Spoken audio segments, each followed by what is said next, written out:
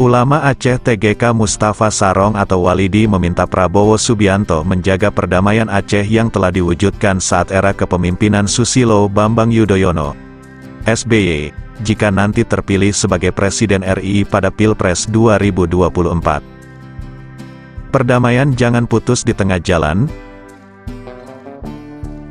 Siapa yang melanjutkan atau jika Pak Prabowo jadi Presiden 2024? Tolong dijaga.